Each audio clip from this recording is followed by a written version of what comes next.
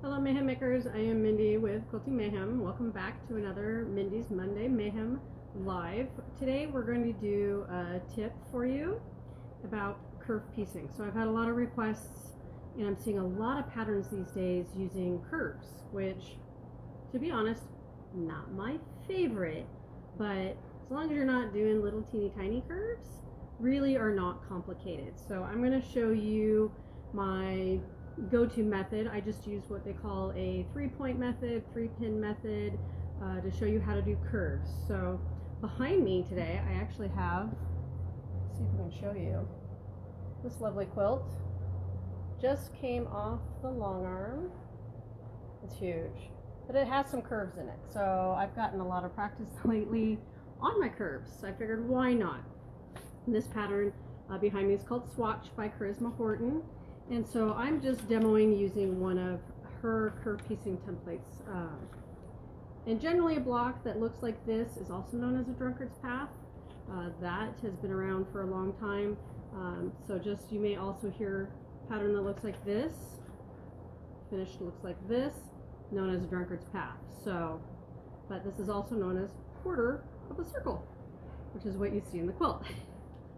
So it starts out simply with your templates. These are paper ones you can get if you're doing drunkard's path. There's a lot of acrylic ones out there, and all I do generally is I start out whatever size full square this is, I cut. So I have 6.5-inch square of my white background and 4.5-inch square of the gray that will be making the sky. Okay, I'm going to see if I can play with my handy dandy tool here, get you down on my cutting table. Generally, I would use my 28mm cutter. That one did not happen to be at my station today, so I'm just using my 45. You can also trace this out and use scissors. I avoid scissors. I'm just going to cut this curve. Just going to follow it closely. I may skim the paper a little bit, not a big deal in the end. I'm just laying it down, cutting that piece out. So that's the basics of the background. Then I take this other guy. This is going to be on the inside. And I'm just going to cut him out. And I'm just following it slowly, so I can try to keep that curve without cutting much of my template as possible, right? So now I have these two pieces that need to marry together. So I'm gonna get, oh my gosh, these are new here in the store. I love these.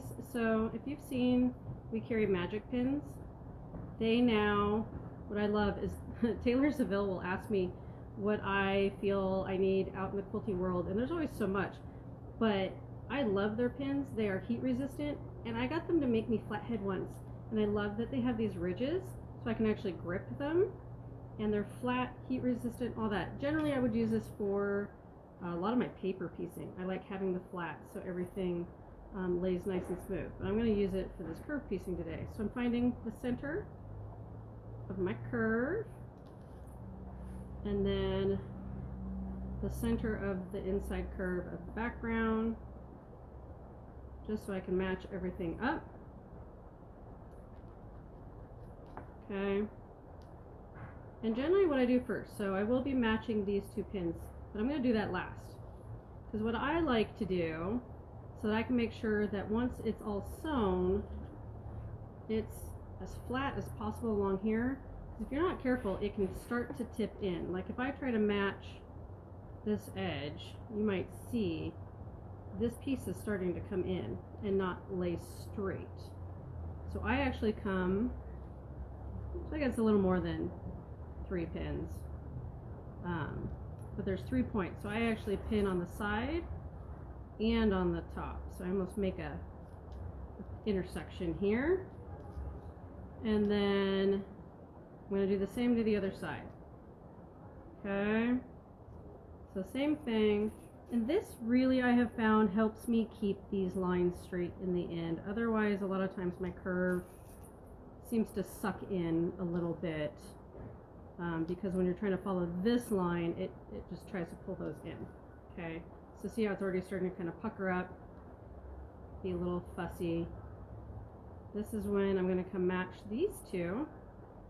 I'm going to pull one out and just match those two together. The rest I'm leaving open, and I just start to kind of smooth it so this gray is going to lay on top, and then we're going to come to the machine. So I'm going to move this camera. We're going to hope that you can see some machine magic over here. Not sure how well this will work. And of course, because I'm not at home in my normal system, I don't have my knee lift, which is going to make life really hard for me for a little bit. But the important part is that you can kind of see what's going on. We hope. Not me. So let's get you down here. So all I'm going to do, I know I tell you not to sew with your pins, right? We're not. We're just going to have the pins in there while we put the foot down. And I'm going to try to pull side one out. And I'm going to do just a couple little stitches before I pull this top one out. So now my intersection pins are pulled out so that I don't run them over. And I personally like to have my hover on, and I forgot to turn that on this machine. I'm doing this demo with the lovely Bernina 590 Crystal Edition, but it's straight out of the box, so it's not set up to my liking, which is kind of a bummer. So I'm going to see if I can fix it real quick, because it makes life a little bit easier when I sew. So I'm going to do a couple stitches. Now, all this extra puckery, I'm going to come to the side because you can't see maybe all of this on the side business. I don't know that I can either.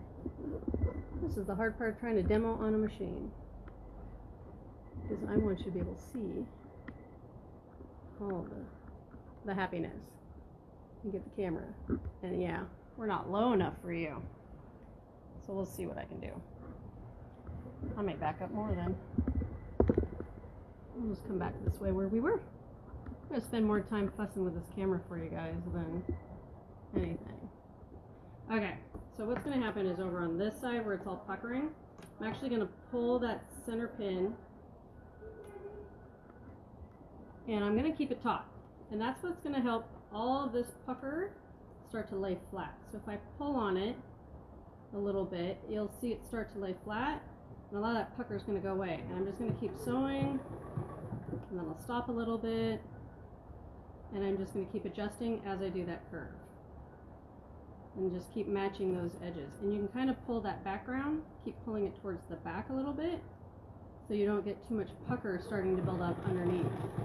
So you're just learning how to work all that fabric. When I get to the middle, I stop before I get to this pin, pull it out, put it away, and same thing. I'm just going to keep pulling and working all this fabric in the curve and managing the fabric underneath. So this too, I'm going to kind of notice I keep pulling it forward so that it doesn't start bunching up towards the end and get some puckers in there, because nobody likes little puckers. I can even lift your foot. I have my needle down so the fabric doesn't go anywhere, but I'm lifting the foot to reduce pressure on the top for a minute while I play. Like I said, if I had that freehand system, it'd be a little easier to do some of this manipulating. And I tell you, it worked way better at home practicing than, you know, live on a camera. But we're just going to keep pulling, matching up, pulling, and then make sure that we get those pins out of the way so that we don't run them over, because I don't want to break this brand new lovely machine. And you may notice that dual feed in the back, there's this extra guy back here, is actually helping try to keep everything feeding evenly, so I do get it nice and straight as I go. When you get to the end, cut it, come over here, with a nice curve. I just take to the iron, and a lot of times I will come in and I will clip, just little clips in here to ease these curves that we just stitched, and then iron it flat. And you have an iron, and you have a curve, and it meets at both ends. So if you do not pin at both these ends, that's where you're going to run into the most problem. Is if you don't have those guys, it's not going to match in the end and get you the straight sides. Now, for me as a pattern writer, I would potentially always write mine to do all the curves bigger and then trim them down. You know me, if you followed any of my other tutorials and things, I'm a proponent of trimming after the fact. But unfortunately, some of these templates just aren't made that way. So this, I'm just going to measure. Hopefully it'll still be 6.5 when it's done, and then it goes together with all its mates. If you're trying to do a curve, or you could be doing kind of a moon or half curve, anything you want with these guys. And so they are fun once you get the practice into them, but it just takes practice, takes some patience. Some people do like to pin a lot more, and you can. I just know I can pin more, and it still seems to come out with the same results. So I decided to go for a little less effort, less pins. But in the beginning, if it's driving you crazy, just add more pins. You know, do that pull, get all your sides to match, stick a few more pins. Or if you're doing a really big curve, you may want a few more pins. So just give it a try. You know, find a simple pattern, find a drunkard's path, and just go try them out. See how you feel. Or tackle this pattern. I love this because it is a combination. It is very large half square triangles that get turned into this big chevron, some geese, as you can see. I mean, this is a big quilt. And then it also has curves of different sizes. I'll see if I can get my camera to behave. Look at it. It's got smaller circles. Oh yeah, it's trying to track me. Bigger circles, quarter square circles, all of that. So it's got all kinds of things you could practice on. Oh, thank you, Diane. And hi, Bev. Yay! All kinds of people today. It's rainy out. I'm hoping maybe all of you are at home sewing and avoiding the spring rain. You know, daylight savings time. It means we have spring coming. And I like the rain because it means it's sewing season, because I don't feel bad when I'm not outside doing all my plants. So hopefully you're the same as me. So I hope that helped with your curves. If you have questions, come see me, let me know.